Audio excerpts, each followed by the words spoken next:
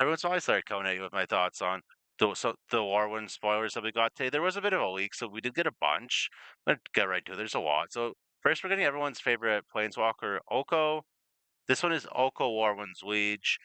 For 2 and a blue, it's a 3 loyalty planeswalker. At the beginning of your first main phase, you can pay a green to transform Oko and but into Oko, Shadowmoon, Scion, and then the plus. So the front side is +2.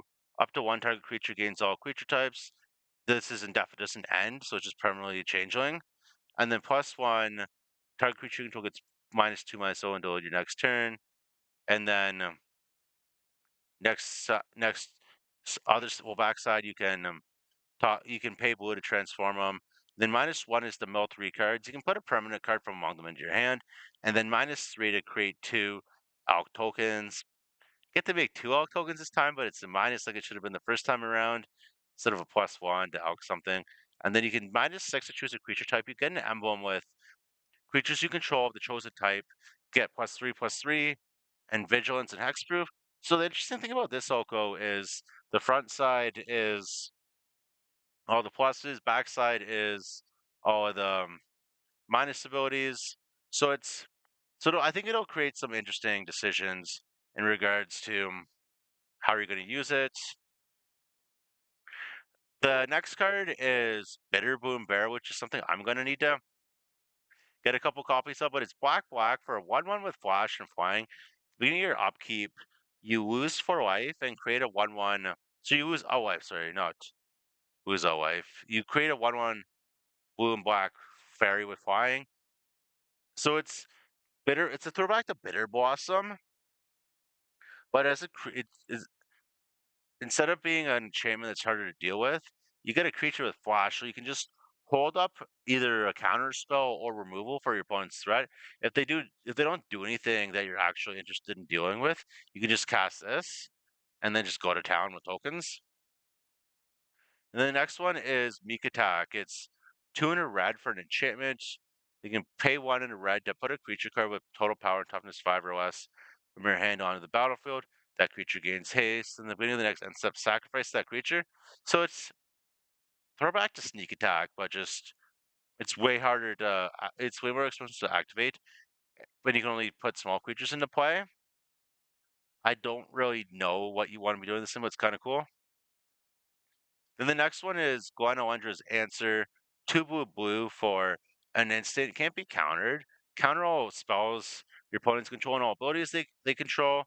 Create a 1/1 black and blue token with flying for each spell and ability counters. It's the Jeskai control deck is one of the more popular decks in Modern. I don't know how many copies this deck wants, but I could see it being run in some number of decks. As in some number in that deck, anyways. And the next one is So this one is showing a couple of new abilities that are takes on abilities in the original Warwind set. It's Champion of the Weirds. 3 in a black for a 5/5. Additional cost to sacrifice this. Behold a goblin exile. So either exile a goblin for your control or a goblin from your hand. And then you can pay 1 life and blight 2. Target opponent blights 2. Activate only sorcery, and then when this creature leaves the battlefield, exile it. Return the exile card to its owner's hand. So just a couple things with this is you can the original mechanic like this, like Behold, sorry, was championed. You had to I don't know if champion was the one that enters when you cast it, but it had championed a creature of that type. You couldn't exile from hand, but you had to exile a creature you control, and then you got it back when the creature left. And then Blight 2 is you put 2 -1/-1 counters on a creature you control, and we Blight or N is a number. So this is and just keep in mind if the Behold is also part of as additional cost to play it, not an ETB. So if they counter your Behold spell, you just don't get it. Don't get it back, sorry. But anyways, Ashling Rekindled is I don't think I've talked about before, but it's the front side is 1 in a red for a 1/3. When it enters or transforms into Ashling Rekindled, you may discard a card to draw a card. So it's a rummage, and then you at the beginning of your first main phase, pay a blue to transform it, and when it transforms into Ashling Rhinebound, you may, or at the beginning of your first main phase, add 2 mana of any one color, spend this mana to only cast spells with mana value 4 or greater, and you can, during your first main phase, you can pay a red to transform it. So I don't know if there's any current Izzet decks that want this, as most of them just don't want to be casting that expensive of spells. And then the next one is Bloom Tenders. This is a commander staple. I don't know if there's any decks that want it in modern right now. Maybe there's like, maybe it's just fine in like 2, 3 color decks, but it's vivid for each color among permanents you control. Add 1 mana of that color. So I guess like even if you're making like 1 or 2 colors of mana, you're probably doing fine. But yeah, and then the next one is probably another commander card, but it's mirror form. 4 blue for instant. Each non-land permanent you control becomes a copy of target non-aura permanent. So I don't really know what you want to be doing with it, but imagine some commander deck will probably want this. And then Hexing Squelcher is 1 in a red for a 2/2 goblin sorcerer. It can't be countered. Ward pay 2 life. Spells you control can't be countered. Other creatures you control ward pay 2 life. So this is probably just playable in mono red and standard. I would say Burn and Bat is back on the menu in modern, but that deck hasn't exactly been playable in modern for a couple days. I had a couple of years, so I had to scroll way down to find where Burn was on Goldfish. So I don't know, maybe definitely like probably definitely standard. If Pioneer was a format that was played competitively and you had any reason to innovate in, you'd probably play this in Pioneer Red as well. And then Selfish Safe Right is 3 green for a 4/2 with Flash and Invoke. When it enters, choose a creature type. Other permanents you control of that type gain hexproof and indestructible until end of turn. So I don't know like what kind of tribal decks there are or could be in standard right now, but and Elves is not a again Elves is another deck in modern that is unplayable. So I don't know, but anyways, Champion of the Quashin. I probably mispronounced that, but it's 3 and a white for a 4/5 with Flash. And Behold a Kithkin. It's a ward for Kithkins, so I like it. I like the green one more, but I'll get to that one. Anyways, Sig Sig Wandering Wisdom, Wander Wine Wisdom is 1 in a blue for a 2/2, can't be blocked. And when it enters or transforms into this creature, target creature gains whenever this creature deals combat damage to a player or planeswalker, draw a card and go on a turn. And then during your first main phase, pay a white to transform it, and then the other side, when it transforms into this side, target creature you control gains protection from each call until next turn. So it's probably in some like I don't know if you want it for just the blue side, but it could be playable in some kind of like tricky blue white like tempo like aggro deck or something. And then the next card I actually really like. This is probably one of my favorite cards in the set so far, but it's Disruptor of Currents. For 3 blue, it's a 3/3 with Flash and Invoke. And then when this creature enters the battle, when it enters, return up to 1 target non-land permanent to its owner's hand. So I like it for blue black, like dimmer mid range and standard. I really like the Trixie like flash threats and dimmer. So and you can just like if you have like a Spyglass Siren or like something that just can't get through, you can just use it to convoke this creature, and then or even like that other modifier that puts stun stuff down. I don't know, I like it a lot. And then Iron Shield Elf is a card that reminds me of a Danto Vanguard. I think in either Ixalan or Rivals of Ixalan, because what a Danto Vanguard was, it was for 1 in a white. It was a 1/1 that when it attacked, it got +2/+0, and then you could pay for a life to make it indestructible. This one is just always a 3/1, but if you discard a card to make it indestructible, you have to tap it. So your opponent can just make you decide if you want to save it or not. And if you do decide to save it, before combat. You have to tap it. And then the next one is I don't know if it's playable, but it's cool design. It's Lava Weaver for 300 red. It's a 4/4 creatures. All creatures have haste, not just yours, but all creatures. And whenever a player taps the basic land for mana, that player adds one mana of any type that land produced. It's kind of mana doubler, I guess. And then Tristan Callous Cultivator. It's the front side is 2 and a green for a 3/4 dot touch, and when it enters or transforms into the green side, you mill 3 cards, then there's an elf card in your graveyard. You gain 2 life, then you can pay a black to transform it during your first main phase. And then when it transforms into Tristan Pertinent Collar, mill 3 cards, and you can mill an elf card from you can exile an elf card from a graveyard to your opponent for 2. It's like I think it's interesting. Like I don't know if I like it or not, but it's interesting. And then Risk the Evermore is an interesting one as well. It's 1 and a white for a 2/2 with flash. When it enters, another creature you control gains persistent to 1 turn. So if it had no -1/-1 counter on when it dies, you return it to the battlefield with a -1/-1 counter on. Then you can pay a white to remove any number of counters from a creature you control and activate once a sorcery. So it's you can save it and just take the -1/-1 counter off it. It's interesting. It's I can see there being some kind of silliness with it. And then Champions of the Perfect is probably my favorite Behold spell we've gotten so far. It's Behold and Elf. Then whenever you cast a creature spell, draw a card. Then it's just a 6/6 or 4, so it's really good. And then Viral and Emissary is an interesting one. Like it's a green for a 1/1 with Death Touch, and then whenever a creature you control enters, you gain a life.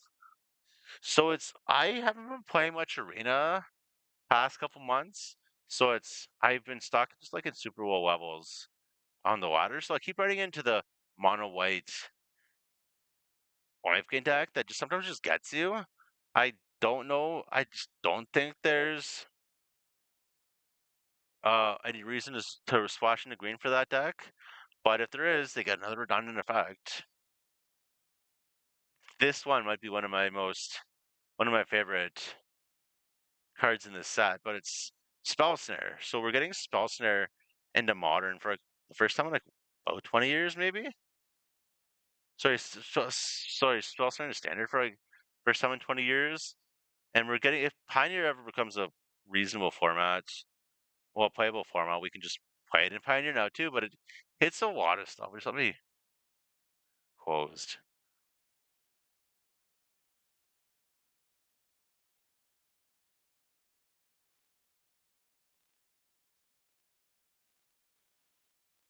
But it's anyways. We got in Is It Lessons. You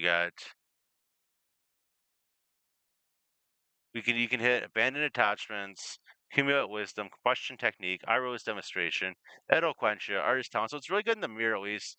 Then you can hit a bunch of the removal spells out of Dimmer, and then Deep Cavern Bat and like Flood Pit Drowner. And then Mono Red Aggro hits like this guy, like what's it called? The one that pings you when you draw a card, or hits Lightning Strike as well. So it's pretty good. I like it. And then you get Blossoming Defense back. We get Seer. So it's 1 in a red for an instant, deals 4 damage to target creature or planeswalker. It just hits a lot. And then we're getting a bunch of cool multicolored spells as well. We got 2 more of the more balanced elementals that you actually have to spend mana to evoke. And you can't just scam out for like by pitching a card, but it's Deceit. 4 blue black.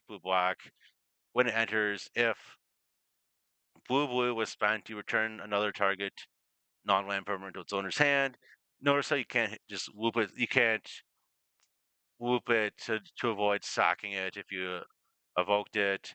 Then if black was spent, target opponent, you look at target opponent's hand and then make them discard a non-land card. So it's kind of like both though, like what both colors do well. And then Vibrance, it's 3 red green for a 4/4. If red was spent to cast it, it deals 3 damage to any target.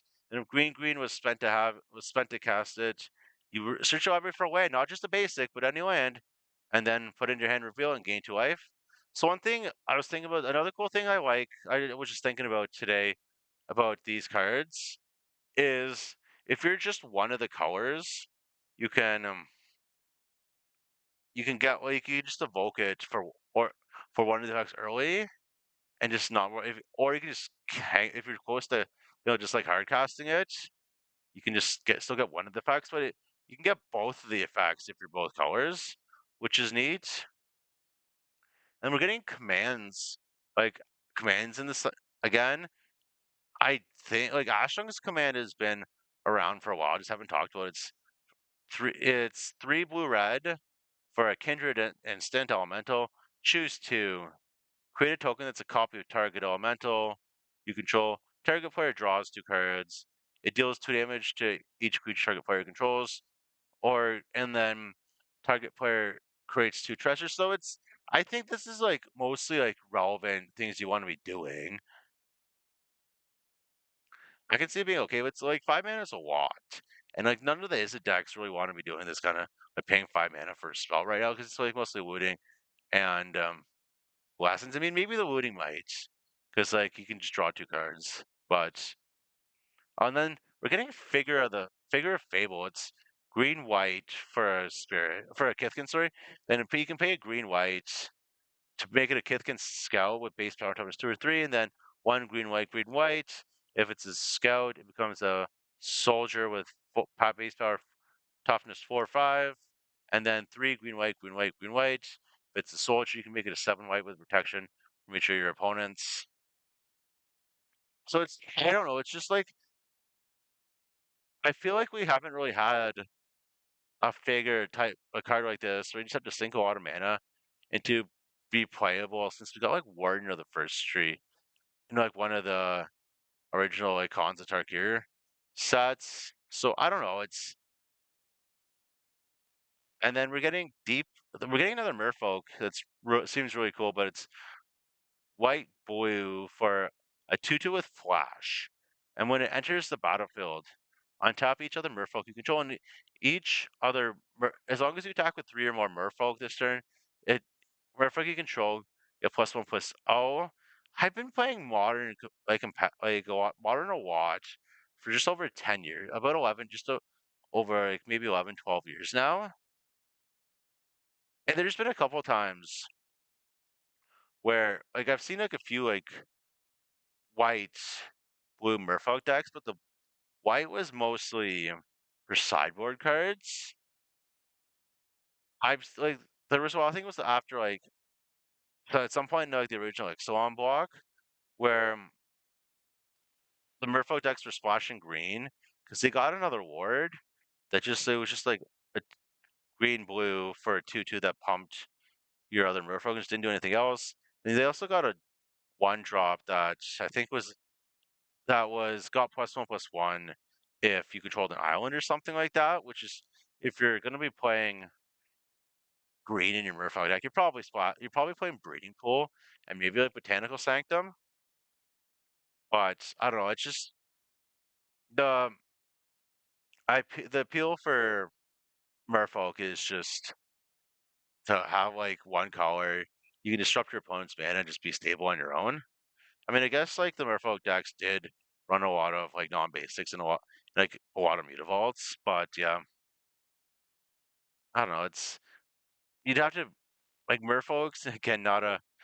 I mean, I feel out of like this is like the third deck that said it's just unplayable in modern by now, but it's probably the one that's it's the most playable or the least unplayable out of Elves Burn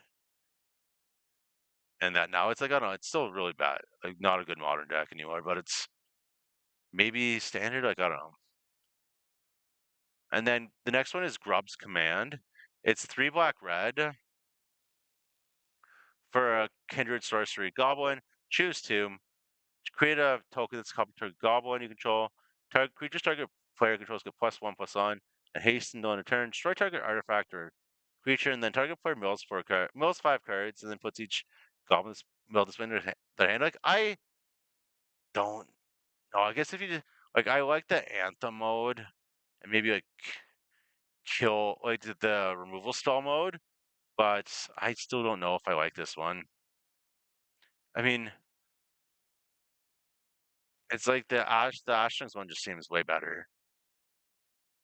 And even then, I don't know what deck wants that. Then, free of Clan Stout Arm, it's 2 red white for a 4/4. Then 1 white tap.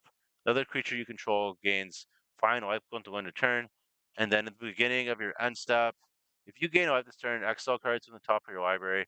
Until you exile a non-land card, you may cast with it without paying its mana cost. If its mana value is less than or equal to the amount of life you gain, it's another way spending your hand. So it's like it's giving you evasion in life, and it's giving you cards.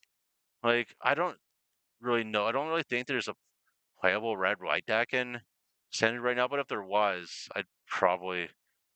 I can't see why you wouldn't want to put this deck in there. Well, this card in there, sorry. And then the next one is High Perfect Markand. It's 2 black green for 4/4. Then whenever it or another elf you control enters, each opponent blights 1, and then top 3 elves you control to proliferate, activate one as a sorcery. So I can see this breaking board stalls pretty quickly, but I don't. Again, I don't know if there's like a playable elf deck. I mean, I guess we haven't also. I guess I can't really be complaining too much because we haven't gotten the full spoiler yet. So it's the next one is Chiral Attendant. First year, it's 1 red white for a 3/3, and then top 2 target creatures you control. Copy target triggered ability you control. You may choose new targets for the copy. Activate only once per turn. Like I think it's neat. I mean, it's like such a gimmicky card. Like I don't know. And this might be probably another card I'm really excited for in the set, but it's Abigail Eloquent. First year, it's white black for a 1/1 legendary bird bard. It's got first strike, flying, and lifelink. And then when it enters, up to one other target creature loses all abilities. Put a flying counter, a first strike fire counter, and a lifelink counter onto it. So I'm a Death Shadow player at heart. So it's probably like one of my favorite decks ever. So last time Death Shadow was a playable deck in Modern, you had Dress Down, which was 1 in a blue for an enchantment. When ATB'd, you draw a card, and then creatures lose all abilities. So you could just, and then the big thing you cared about that was the line attacks on Dash Shadow that said Dash Shadow gets minus X, where X is your life total. Abigail just gets rid of that line of attacks for good, not just until end of turn, but for good. Um, I'm a fan.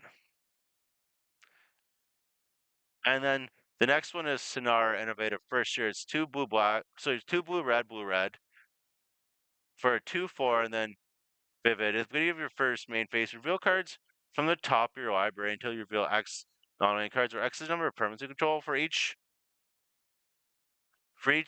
of those colors, you may exile a card of that color from the revealed cards, and then shuffle. You may cast the exile card. So like, I don't know. It's,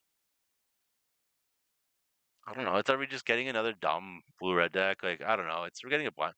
We've had a bunch of dumb blue red decks. I don't know. And then we're getting Thought left of tenants.